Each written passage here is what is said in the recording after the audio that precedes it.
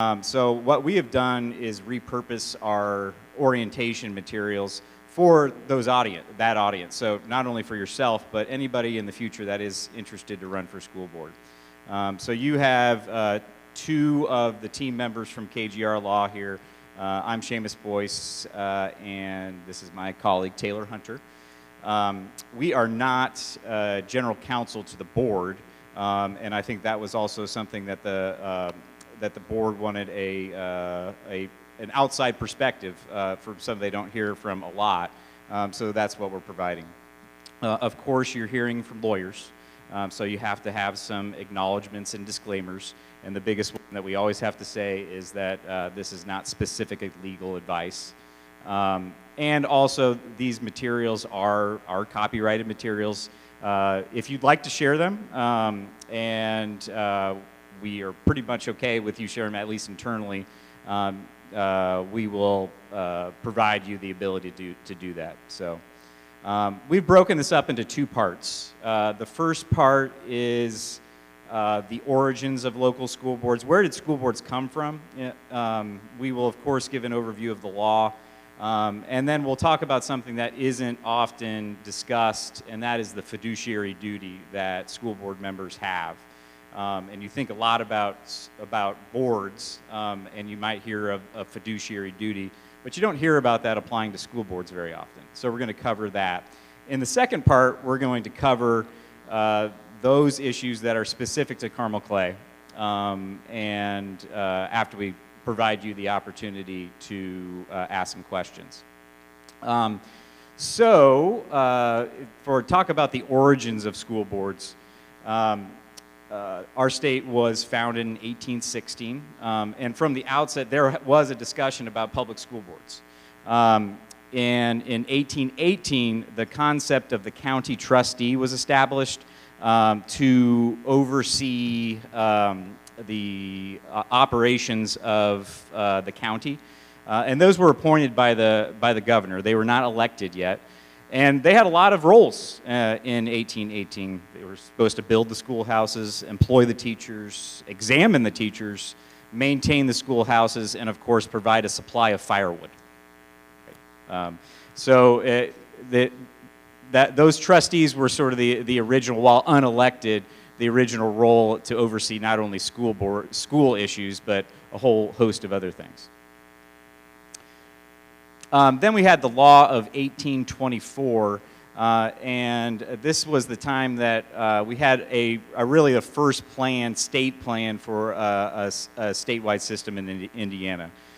So the General Assembly divided the congressional townships into local districts, and then empowered the township trustees to appoint school district trustees who would then employ the teachers.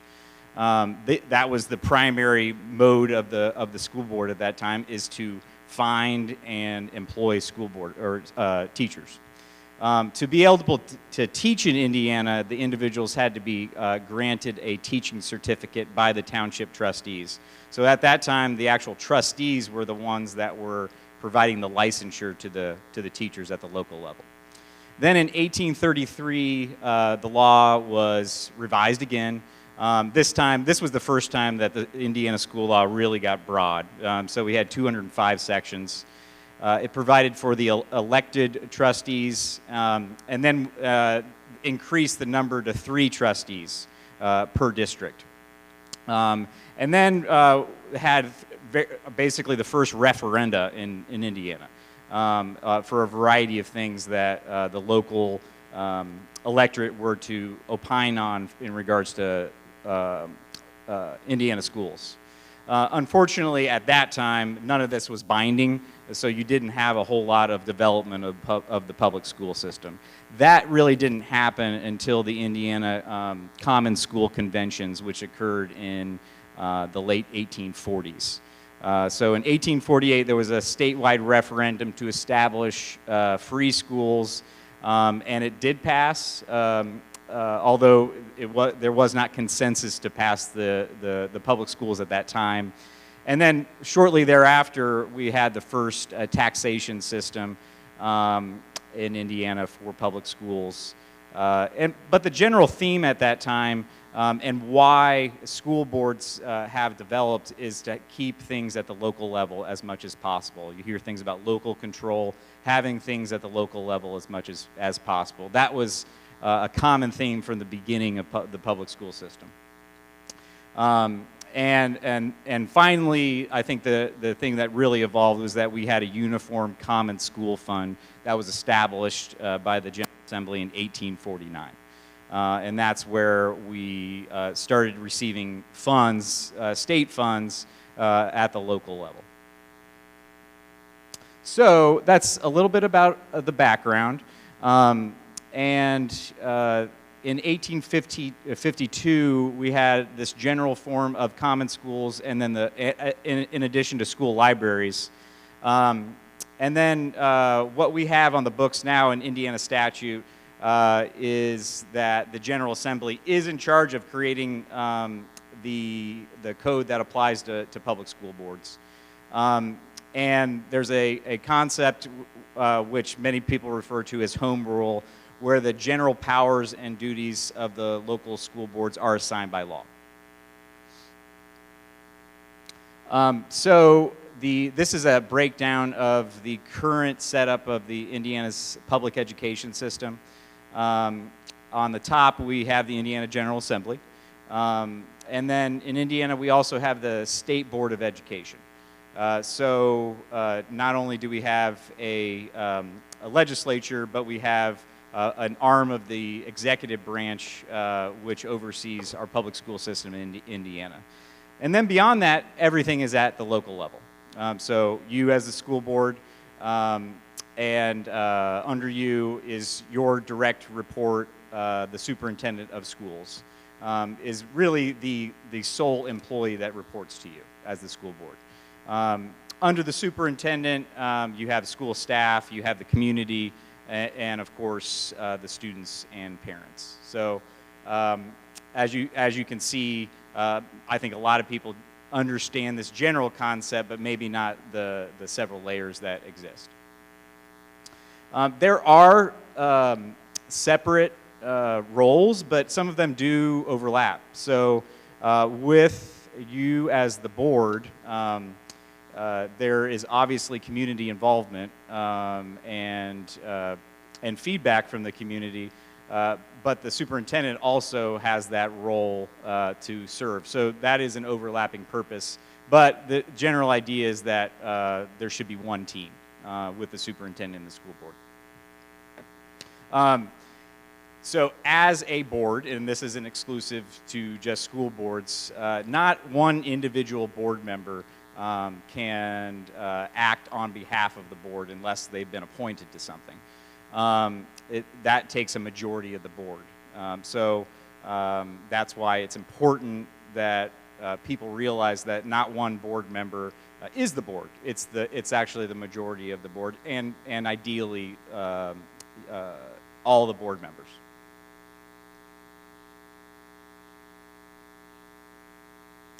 So now Taylor's going to talk about some specific pieces that come out of Indiana code that apply to school boards. All right. Can everyone hear me? I think so. So as James just talked about, there are specific and more broadly statutory functions that all boards have at the local level, and that's spelled out in Indiana Code. You can find it at Indiana Code 2026 generally, but more specifically, there are various statutory functions that school boards are by statute governed to be in charge of, and that is essentially things that you would think of at the broad level.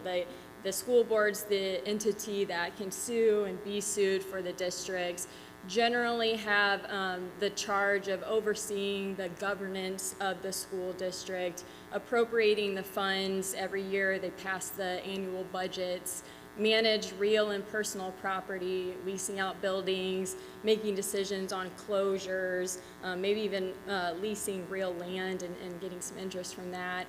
Of course, overseeing, while the superintendent, we'll get into this, is the boots on the ground, day-to-day function of the district. The school board overall sees the reviews and implements, adopts policies that govern staff and sets things like salaries, wages, and then, just generally the things you think of, providing for school lunch, providing transportation, all of that's laid out in code.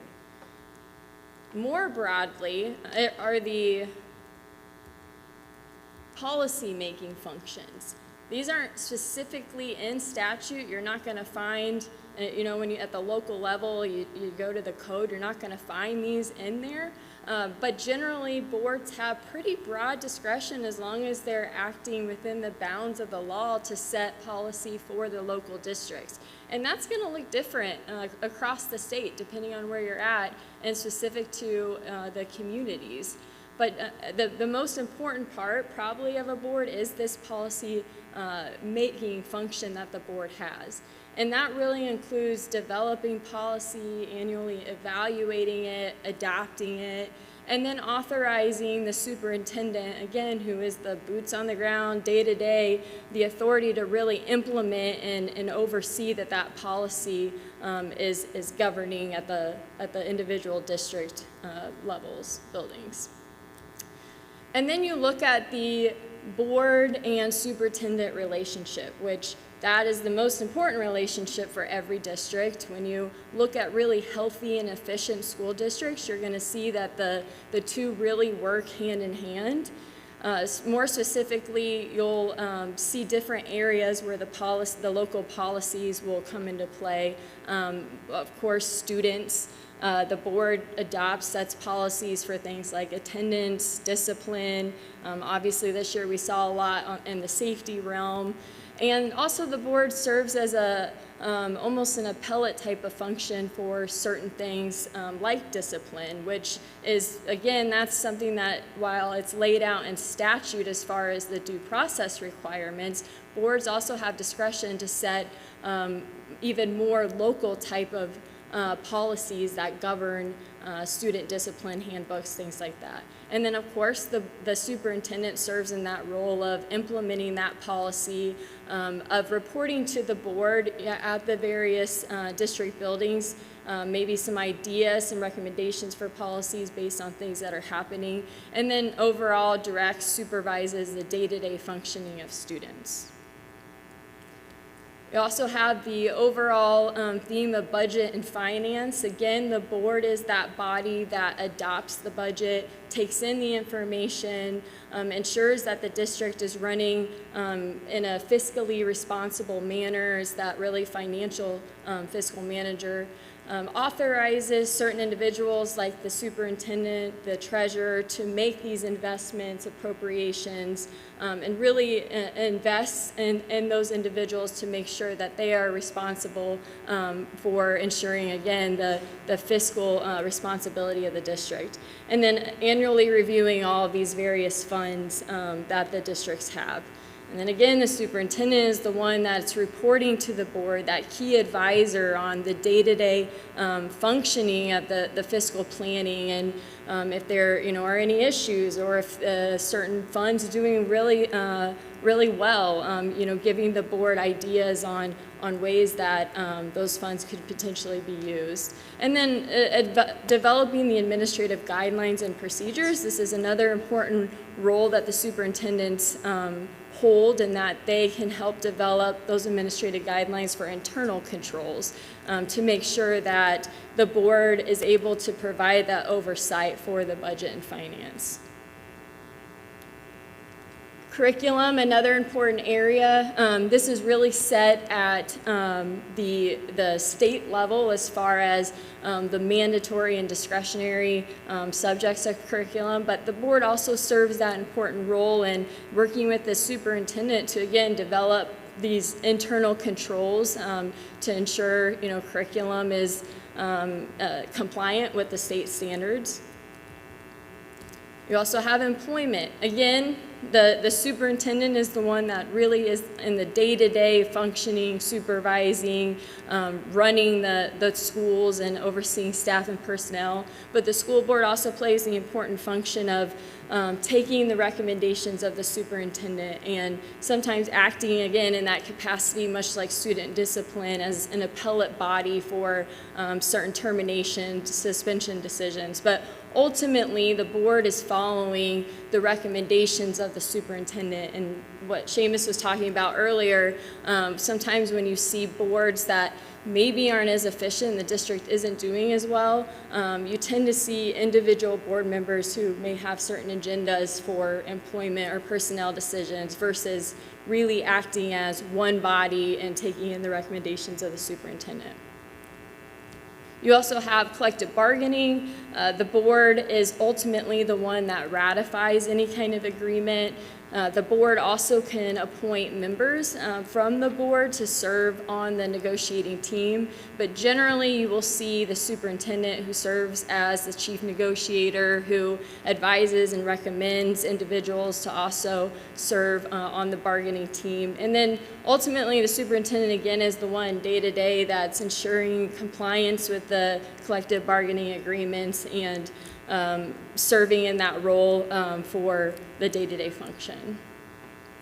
Facilities, same thing. The board's overseeing at a high level the use of buildings, especially with construction projects, maintenance, overseeing that there's funds for it. When there may need to be referendums or things like that, the board is ultimately looking again at a high level at the fiscal impact that may have. The superintendent is the one, again, advising the board on the use of and maintenance of those buildings, and then serving on, again, ground level, working with the project consultants, the contractors, and making sure that any construction projects are running smoothly, executing those service contracts, et cetera. Board meetings, the board, as you would assume, is running the board meetings. Again, this is where the board in these public sessions, these public meetings are setting policy, adopting policy, and all in compliance with the open door law. Each individual board member and the board as a whole is responsible for ensuring that they're complying with those open door laws. The superintendent is, again, just more of the helping with the logistical side with board meetings, providing the board packets, information, so that way board members have sufficient information going into the meetings and have time to review that so they can responsibly and efficiently run the meetings. And again, we're working with the board to make sure the open door law compliance with notices and having appropriate room for the board meetings to be held. Community relations, again, as Seamus was talking about, there's all these overlapping roles between community, school board, superintendent, but probably the main takeaway for this specific topic is just to realize that the school board, again, serves as the interests of the local community for the best interests of the district, but the day-to-day concerns, issues, those run through the proper channels of the district, which is generally set by the board policy, here's how we handle complaints, and that runs up the chain through the superintendent to ensure that those are addressed appropriately and efficiently for the school. James? Thanks, Taylor. And so before we take a break for some questions, just a few more topics for me to wrap up here. We think that there are, from our experiences, some foundations for effective leadership team, and making sure that we're keeping the best interest of the district and particularly the students as the primary focus for the board's work and their discussions, working as that collaborative team. Obviously, individual board members aren't going to agree on everything, but as much as possible, coming to consensus on the items that are most important for the district. scheduling and conducting meetings in a fair, respectful, and responsible manner tends to get more done in terms of the work of the board and what the board wants to accomplish. Refraining from making commitments to individuals or groups, and particularly any individual making a promise that they alone are going to get something accomplished when it's the majority of the board that has to take that action. And then following the appropriate chain of command when dealing with the community inquiries or personnel issues. You, as individual board members, all school board members, are going to receive plenty of feedback and plenty of information, and knowing how to appropriately share that so that it is addressed efficiently. So making sure that that gets primarily reported to the superintendent or the superintendent's designees. And then Taylor emphasized in terms of the role with employment and collective bargaining, making sure to act at the recommendation of the superintendent on employment matters. You may disagree with a recommendation from time to time, but you're acting upon a recommendation, either approving it or not approving it. And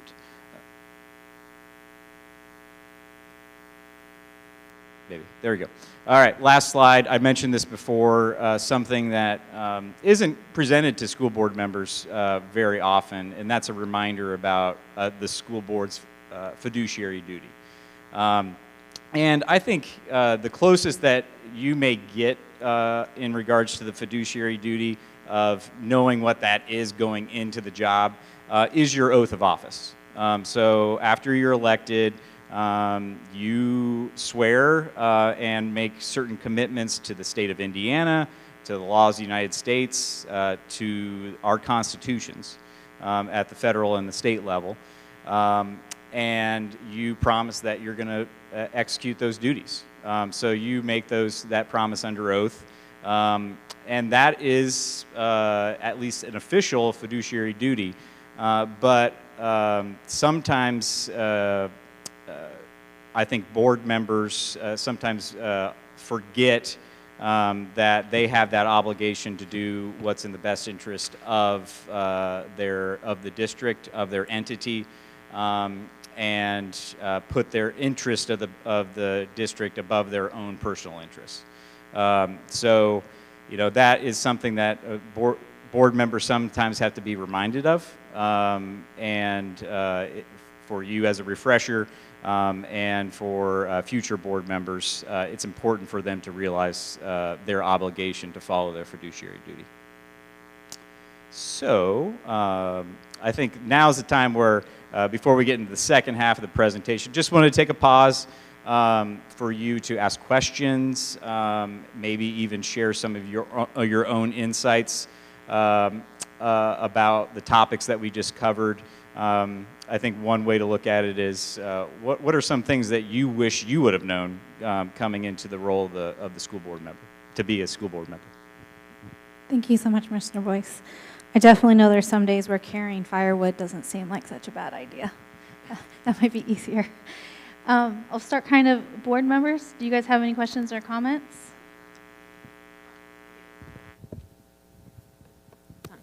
Seamus, I do have a question, and the slide before the fiduciary duties, towards the end, that bottom, acting on the recommendation of the superintendent for all the employees, employment matters, except for the superintendent. I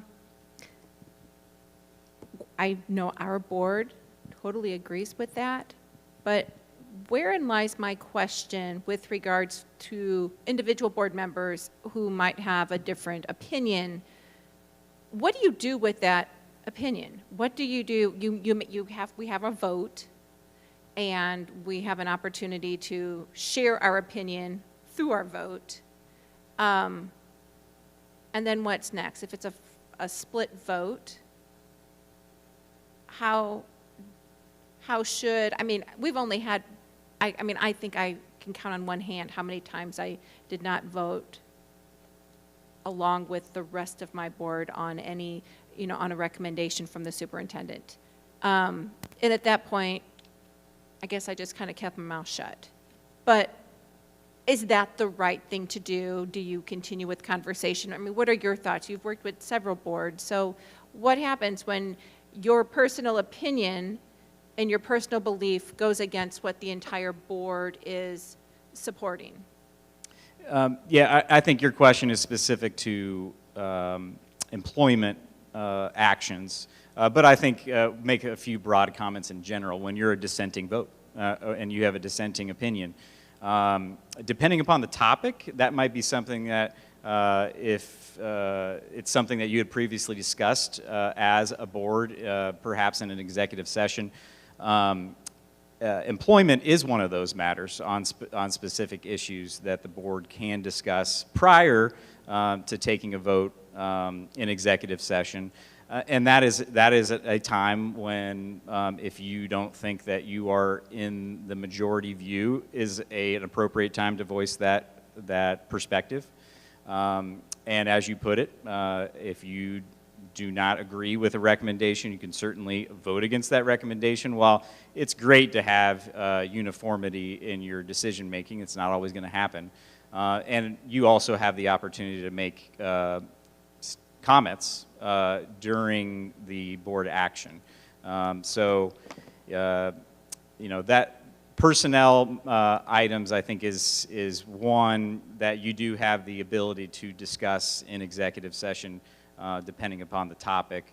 But that is also an appropriate way for you to, voice your rationale of why you might be voting against the majority. Taylor, you have anything to add on that?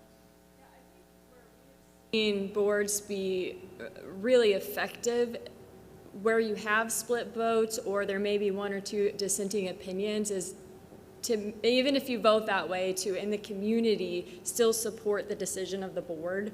And that doesn't mean you have to agree with everything, but generally I would think long term, if you're thinking about making comments based on your vote, is how will this affect the district as a whole when you're thinking best interest? Is this just going to cause further strife among whatever the issue is? So I would always think of it from that perspective of, what, I don't like this vote, I don't necessarily agree, but if my board thinks it's in the best interest, I'm going to support it, I'm going to support it in the community, and we've seen that as being just an effective tool, and the board as a whole looks like a team. And then it may switch the next vote. The other individuals may not agree, but then you're still going to feel that support from them in the community as well.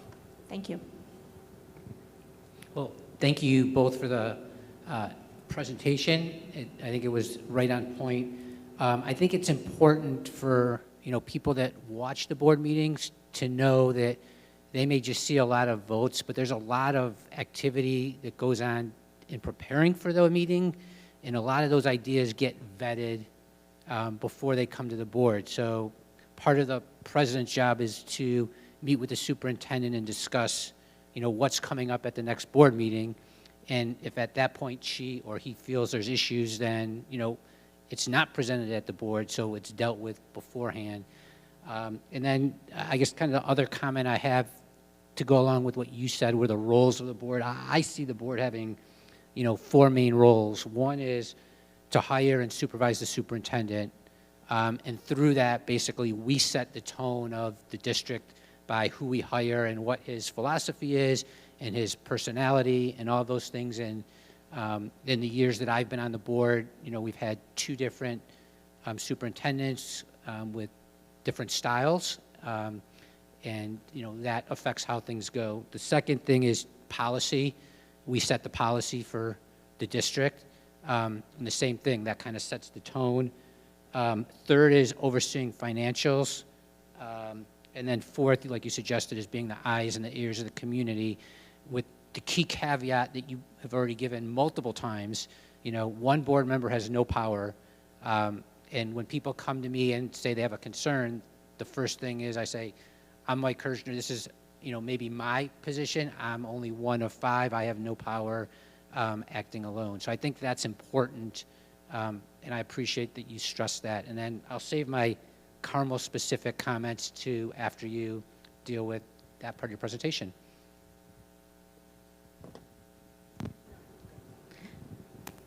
Thank you. I just have a couple things. One of the things I love is how much you use the word team, because I really do think boards are a team. We don't always just agree with each other. We definitely don't, but we kind of make sure that as, you know, as board president, like Mr. Kirshner alluded, that a board member can come to me and express something, and I can go back to Dr. Beresford, kind of making sure that that happens. The sole employee being Dr. Beresford. One of the analogies I was given in the very beginning was he's like the CEO of the district, and I think that was really good to make, because education is its own thing, to kind of understand how he is our CEO and kind of what his roles and everything are. The day-to-day operations, we're not in the schools every day. All of us have full-time jobs outside of Carmel Clay schools, and so it is something that we rely on our administration to kind of keep us informed about things. And you know, a parent may come to us and say, hey, did you hear about, and maybe not yet, maybe we didn't yet, but you know, that's one of the things that Dr. Beresford luckily is very good about, is kind of letting us know, but we're not walking the halls meeting with teachers and staff and attending meetings and things like that. And then I think one of the biggest things that I'm thankful for is I feel like we're very professional with each other.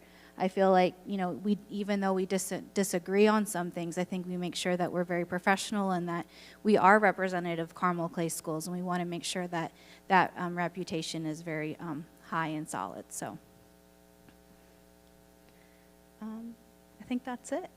Thank you. Very good. All right, we'll get into the second half here. And much of what you have and what you do is consistent with and you're following state law. And a lot of the things that you see in your own policies and your bylaws are a review of state law. But there are some things that are specific to Carmel and that you go above and beyond that. So we thought it was important to point those out. And one of the more important items is who can run for school board. Some of these items are a requirement out of state law, but some of them aren't. You have your own board organizational plan. You have 4-year terms. To be eligible to run for school board, you need to be 21 years of age, not employed by the school district, and meeting the residency requirements. And as you can see on this slide, this is a little bit of more information that you have decided to put on your own website and to identify what the board's functions are. On the, let's see here. There we go. On the residency issue, of course, that is specific to Carmel. I believe this information is on your website, and this is just a map of the of Carmel, Hamilton Southeastern, Noblesville, and Westfield. But in the bottom left corner, you can see that you have 3 districts and 2 at-large seats. So that is not something that is set out by state statute. You develop that as a part of your organizational plan. And all of this is available on your website.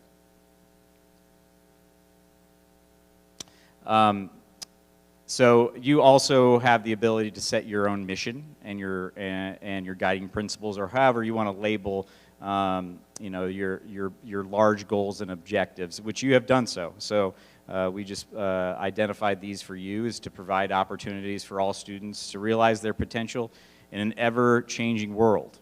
And then your guiding principles start with students being at the center of every decision, and fiscal responsibility being fundamental to achieving your vision.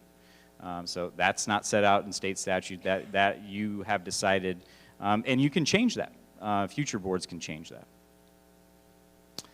that. You can set some certain parameters in terms of officers and how you govern yourself. And you have a fairly standard arrangement with a president, vice president, and secretary who serve the typical roles that you would see with most school boards. So that's your positions as the officers. You also, consistent with many other school boards, have other roles that you serve.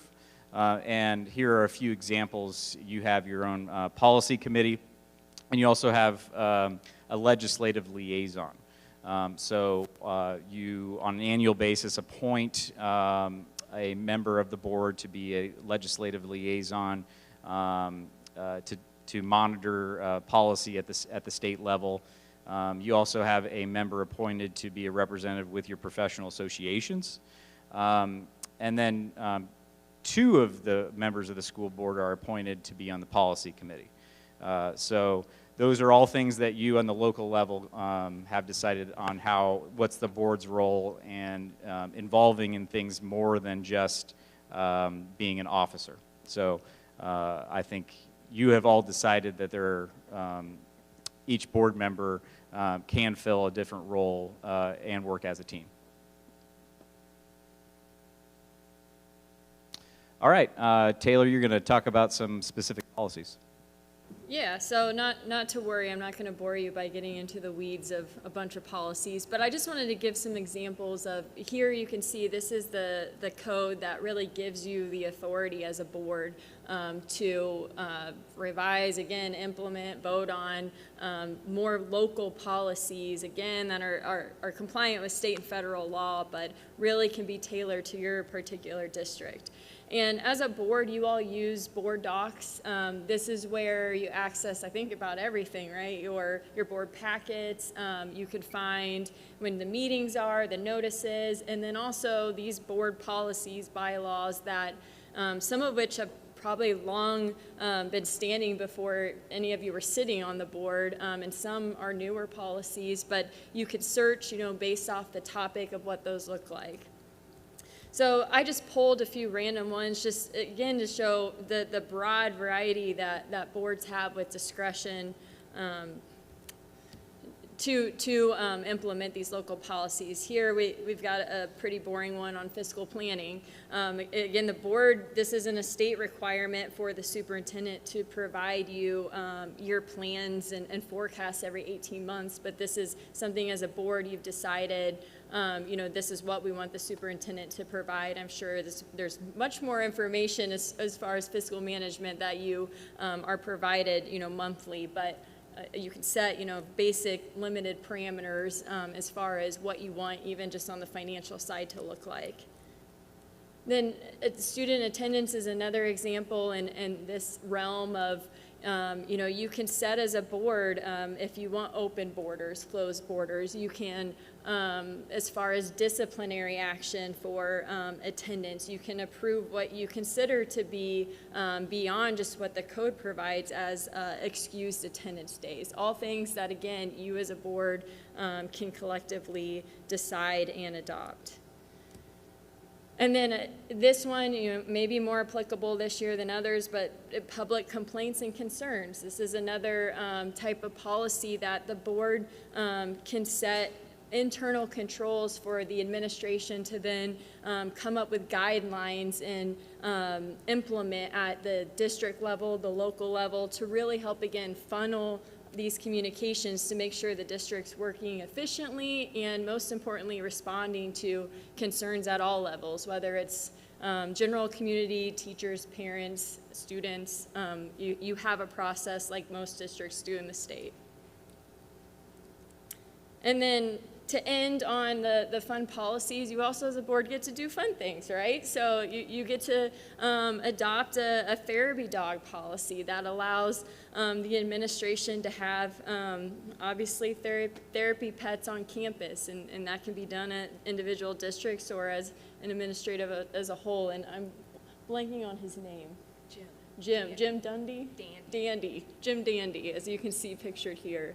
But yeah, that's basically just to give you some examples, again, of board policies and your discretion as a board.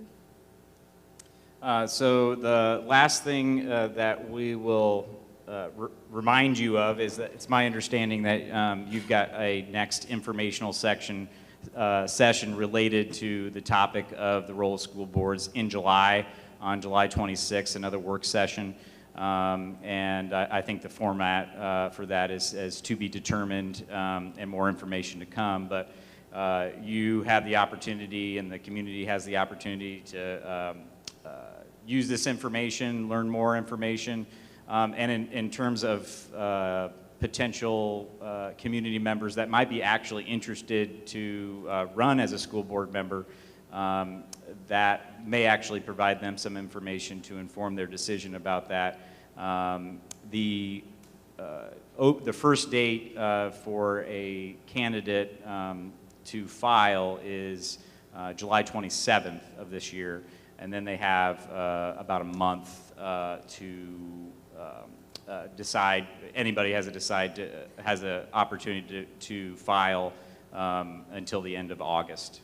So that's the deadlines for this year, and all the candidates have the opportunity to make their own informed decisions about that. So with that, additional questions, comments from the board? Thank you. Board questions?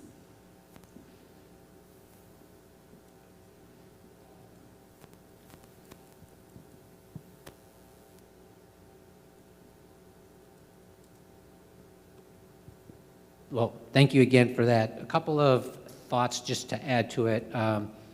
There were some references to bigger organizations. We at Carmel Clay Schools are active in the Indiana School Board Association and in the National School Board Association, and we get training and go to events that they organize as well. Also, some of our other roles are we have a designated appointee to the Carmel Redevelopment Commission and the Carmel Clay Parks Department. So in addition to policy and legislative liaison, we do that as well. Couple of the things that really have impressed me as I've been on the board of this district are our board guiding principles. We don't have them here, but we have them other places where we refer to them almost in every decision that we make. And we prepared those as a group, decided what were the most important things for us and how we make decisions. And like you said, the first one is students are at the center of every decision, and then the list goes on from there. The other document that we refer to frequently is the board superintendent expectations, which is a document that sets forth what we expect from each other. And it's been very important as a board member to look at that and rely on that. It goes to the professionalness that we as a board have for each other and the superintendent. And then I think my last comment really is we as a board are very fortunate that we serve a great district. We have great administrators, we have awesome teachers that we saw earlier, we have awesome parents, and we have a very supportive community that makes our job as school board members much easier than that for other districts across the state. And we are, I guess I speak for myself, very thankful for that support, and that makes our job much more enjoyable. So thank you for this presentation. I look forward to the presentation on the 26th. And I'm going to piggyback a little bit off of what you said about our guiding principles. I do think something very specific to Carmel Clay Schools is back in 2015, we did develop the guiding principles along with the assistance of surveys and feedback from over 3,000 of our community members. So those guiding principles were not ours alone.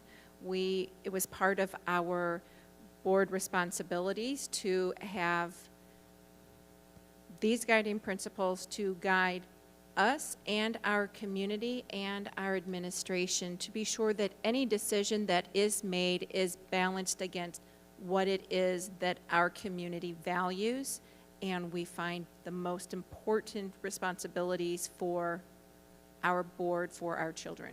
And we have used those time and time again. They're posted in every school. They're posted in every one of our rooms. I have it in the front of my board notebook. That is the litmus test. And if something that is brought before us from a community member or the administration or even a fellow board member, we balance those ideas off of what are our guiding principles. And if those ideas do not support those guiding principles through and through, then they're not in the best interest of our community and our students. And in Carmel Clay Schools, and I would say for anybody who comes to our board, it is important to me that everybody respects that those were created because our community and our board and our administration and teachers felt it was very important to have I guess just the guiding principles to guide us in every decision that is made to support our students. Do you have anything, Jennifer? Okay. The communication expectations that Layla mentioned and also our guiding principles are available on our website. So if anyone is interested in looking what those are. We also, I just want a couple things about our policy. So policy is, so many things are at the local level, but we also are required to uphold local and state law, city law, and federal. So anything that comes through those different areas is going to supersede anything that we do at a local level. If you have questions about running for school board, again, kind of like we direct you to the right place. Dr. Beresford, he would be a wonderful person for you to reach out to. As a school board, our school board email is available, but by law, we can't use our school board for re-election things, so I highly recommend you reaching out to our superintendent who would be able to kind of answer those questions about school board members. And on that, I don't think I have anything else. Oh, yeah, Layla. I also want to recognize how important it is as board members that we maintain relationships with our community, with our police department, with the fire department, with the city, and especially with our legislators. And we have two in our audience. We are thrilled to have Donna Shibley and J.D. Ford. Thank you for joining us. And we look to our legislators, and they look back at us as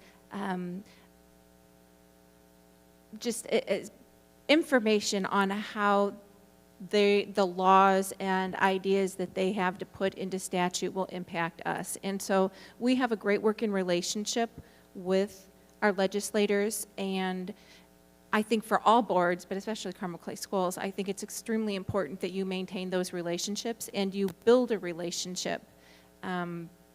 We don't just ask for things, we would like to provide feedback to our legislators, and we're very thankful for our relationship and really thankful for what they've done for our professional staff, because they have been very generous over the past few years, and we thank you for that.